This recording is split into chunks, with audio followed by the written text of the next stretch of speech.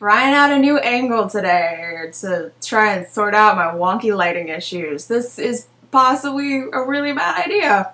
I don't know. We're gonna find out together.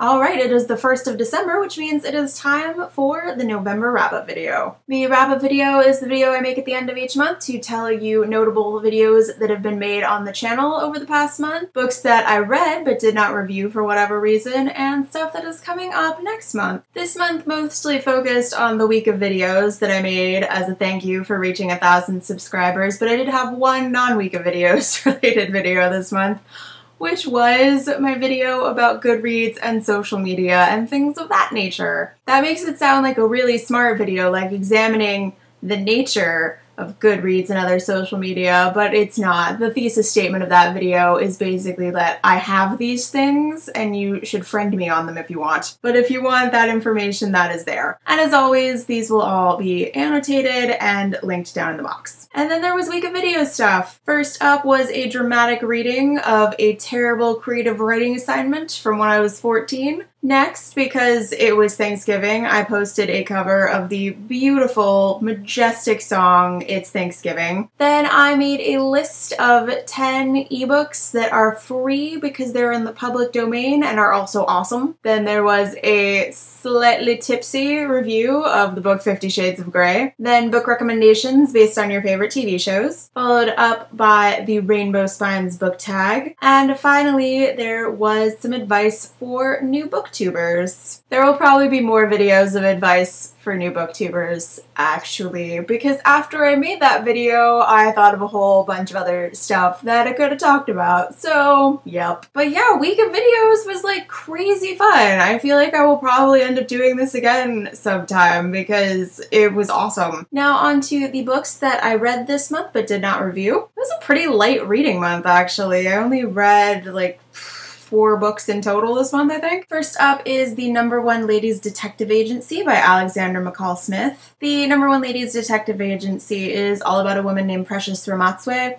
who runs her own detective agency in the country of Botswana. And oh, this was so good, you guys. Like, there are definitely some people who are just gonna be like super annoyed by it because it's very episodic and bounces around and almost reads like interconnected short stories rather than a novel, but it's so cozy and nice to read and I love all the characters. So if you really like plot-driven books, then this is probably not going to be great for you, but if you like character-driven books, A+. I also read Unfamiliar Fishes by Sarah Vowell. I borrowed this from my friend Chris back in September, so he'll probably be happy to get that back finally. Unfamiliar Fishes is a nonfiction book about the colonization of Hawaii. And it is also really good, you guys. I feel like Hawaiian history doesn't often get taught in general American history classes, which is a shame because Hawaii is fascinating. This is really good. I also read the Memoirs of Sherlock Holmes by Sir Arthur Conan Doyle, but I am going to review that in the next episode of the Sherlock Holmes reviews. And coming up next month, I would definitely like to do something holiday themed, but I haven't decided what that's going to be yet. And I am currently reading The Amazing Adventures of Cavalier and Clay, which I am loving.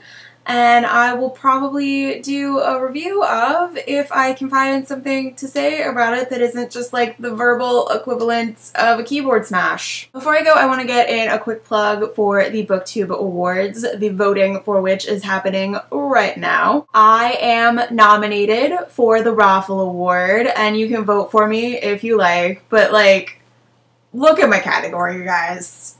Look at it. I have already accepted that I'm not going to win, and I'm totally fine with that. It is genuinely an honor just to be nominated in this company. Would I like to win? Obviously. Am I going to? No. Like, if the award was who has the funniest YouTube username out of these 4 people, I would totally win. But you should definitely vote both in that category and all the other categories. You have until the 14th of December. Alright, that is it for me, so I will see you soon.